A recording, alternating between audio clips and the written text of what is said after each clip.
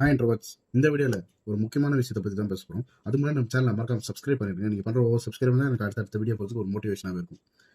இன்னைக்கு இந்த வீடியோவில் எதை பற்றி பேச போகிறோம்னா, நம்ம டிவிகே விஜய் சிஎம் சார் என்னெல்லாம் பண்ணியிருக்காரு அப்படின்ட்டு தான் பேச போகிறோம்.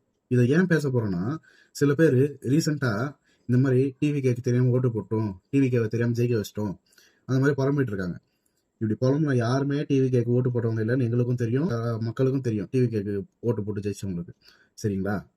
இது யாரெல்லாம் கூட சேர்ந்து பின்னாடி சதி பண்றாங்கன்னு தெரியும்.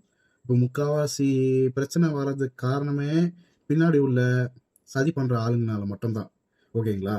இப்போ அவர் என்ன பண்ணல, அவர் பதவியேற்று ஒரு மாசம் கூட முழுசா ஆகல. அதுக்காட்டி எவ்வளவு மாற்றங்கள் கொண்டு வந்திருக்காரு உங்களுக்கு தெரியுமா? எதுவுமே தெரியாம எப்படி பேசுறீங்க? அதுதான் எனக்கு சுத்தமா புரியல. வந்ததுக்கு டாஸ்மாக் ஒழிச்சாரு. 10 வருஷத்துக்கு முன்னாடி இதெல்லாம் நடந்துச்சா? அதுக்கு முன்னால இருந்தே கேட்டுங்கிறாங்க, நடக்கல.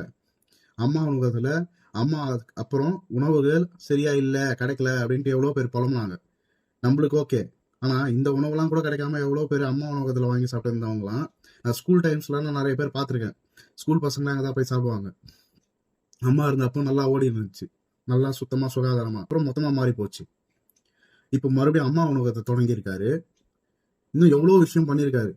அதெல்லாம் எதுவுமே தெரியாம சும்மா பேசிடக்கூடாது. போய் அதெல்லாம் பார்த்துட்டு வந்து அப்புறம் பேசுங்க.